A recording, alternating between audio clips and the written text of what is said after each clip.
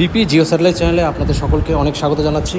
আপনারা জানেন যে দীর্ঘ শুনানির পর প্রায় 2016 যে এসএলএসটি হওয়ার পর কিন্তু প্রায় 8 বছর পর উচ্চ প্রাথমিক স্তরে 14,000-এর বেশি শিক্ষক নিয়োগ অর্থাৎ 14,052 জন শিক্ষক নিয়োগের কিন্তু নির্দেশ দিয়েছে। নতুন করে প্যানেল অর্থাৎ মেধা তালিকা প্রকাশ, এরপর কাউন্সেলিং এবং রেকমেন্ডেশন ইস্যু করে অ্যাপয়েন্টমেন্ট দিয়ে বিদ্যালয়গুলিতে যোগদানের নির্দেশ দিয়েছে কিন্তু কলকাতা হাইকোর্ট। সেটা প্রথম 4 সপ্তাহের মধ্যে কিন্তু সেই মেধা তালিকা পাবলিশ করবে এবং পরের 4 সপ্তাহে আপনারা জানেন যে কাউন্সেলিং বা যে প্রক্রিয়াগুলো রয়েছে সেগুলো নিয়ে কিন্তু তারপর করার পর বিদ্যালয়ে যোগদান করবে নতুন অর্থাৎ হবু শিক্ষক শিক্ষিকারা, তাদের স্বপ্ন বাস্তবায়িত হবে দীর্ঘ এই শুনানি এবং দীর্ঘ কেস হওয়ার পর। তো যাই হোক, এখন যে খবরটা উঠে আসছে সেটা আপনাদের সাথে শেয়ার করছি ভিডিওটি বড় না করে।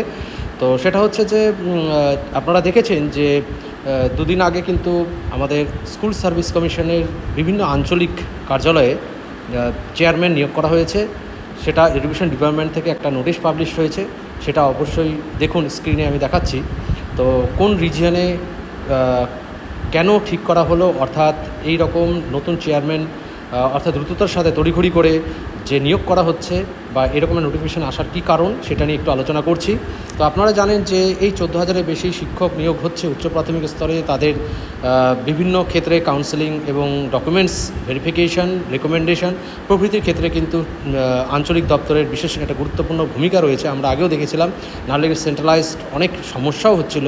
তো সেই কারণে যতদূর জানা যাচ্ছে এটা একটা বিষয়। এবং তার সাথে সাথে আমরা জানি যে লাইফ টাইম টেট যে সার্টিফিকেট ইস্যু করার যে জন্য যে প্রক্রিয়া সেটা কিন্তু অবশ্যই এই আঞ্চলিক কার্যালয়েই হয়ে থাকে।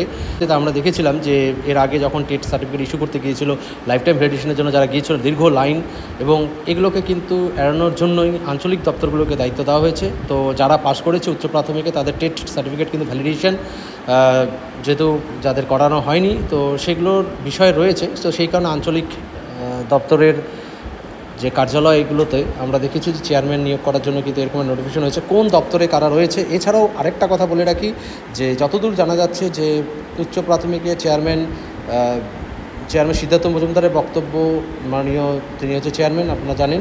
তো নিয়োগের উপরে কিন্তু কোনো বাধা নেই।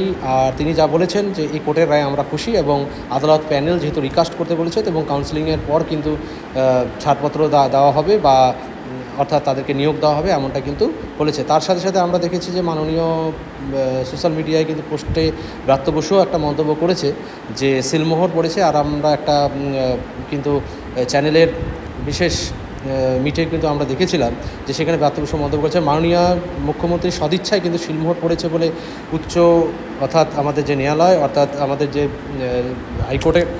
হাইকোর্টের কথা অনুযায়ী, হাইকোর্টের রায় অনুযায়ী মুখ্যমন্ত্রীর যে ইচ্ছে ছিল নতুন নিয়োগ সম্পন্ন হবে, অর্থাৎ সেই নিয়োগে কোনো বাধা পড়বে না, তো সেটারই একটা বাস্তবায়িত হতে চলেছে এরকমটা বলেছেন।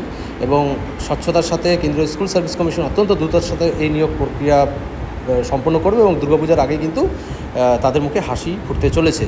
তো যাই হোক, এটাই বলা যায় যে আগামীতে এসএলএসটির নতুন বিজ্ঞপ্তি কিন্তু এই জটগুলো কেটে গেলে, অর্থাৎ পুজোর আগে যতদূর জানা যাচ্ছে সব প্রক্রিয়াগুলো শেষ করে ফেলবে স্কুল সার্ভিস কমিশন। সেই রকমই একটা দ্রুততার সাথে চেয়ারম্যান নিয়োগ বা অন্যান্য কাজগুলো সম্পন্ন করতে যাচ্ছে যত সূত্রে জানা যাচ্ছে। এবং ফিরদৌস শামীম এই বিষয়ে যেটা বলেছে যে মেধা তালিকা যেহেতু এসএসসিকে আবার তৈরি করতে বলেছে, তার মানে এটা বোঝাই যাচ্ছে যে আদালতের রায়ে এটাই স্পষ্ট যে এসএসসি কিন্তু ঠিক কাজ করেনি আগে। তো যাই হোক, এই রকম তর্ক বিতর্ক, পজিটিভ নেগেটিভ বিভিন্ন রকম কথার মাধ্যমে সেটা উঠে আসবে এবং ভবিষ্যতে সেগুলো চলবে। কিন্তু এটাই বলা যায় যে আগামীতে পুজোর আগে কিন্তু নতুন বিদ্যালয়ে যোগদান করতে চলেছে। মোটামুটি সেই আশায় বুক বাঁধছেন আমাদের উচ্চ প্রাথমিক যারা ক্যান্ডিডেটরা রয়েছিল অর্থাৎ হবু শিক্ষকরা। তাদের জন্য অনেক শুভেচ্ছা রইল। এবং তার সাথে সাথে জানিয়ে রাখি, নতুন এসএলএসটির যে বিজ্ঞপ্তি সেটা কিন্তু পুজোর পরে যদি আমরা পরপর শুনি, কিন্তু যেহেতু কেসগুলো সম্পূর্ণ মিটে গেছে, প্রায় বলতে গেলে 9, 10, 11, 12-এরও অক্টোবরের শুনানি রয়েছে যতদূর জানা যাচ্ছে, সেপ্টেম্বর না হলে অক্টোবরে। তো সেখানে যদি অক্টোবরে কোনো রকম একটা রায় চলে আসে তাহলে কিন্তু ডিসেম্বর নাগাদ একটা বিজ্ঞপ্তি আসতে পারে যতদূর জানা যাচ্ছে।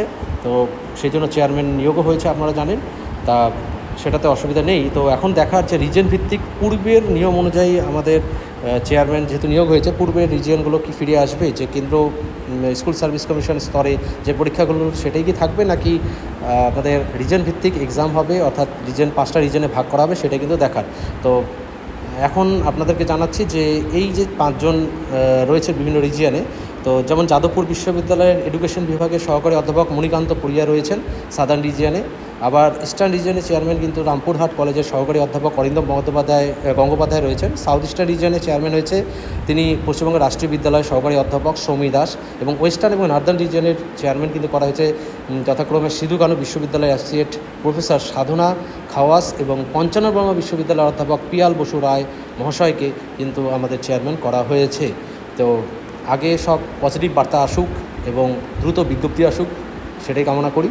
ধন্যবাদ সকলকে। কোনো আপডেট নিউজ পেলে অবশ্যই শেয়ার করা হবে, এবং যদি কোনো রকম কমেন্টস আপনাদের দিতে হয় বা কোনো প্রশ্ন থাকে, অবশ্যই এখানে কমেন্ট সেকশনে কমেন্টস করুন। ভালো থাকবেন সকলে।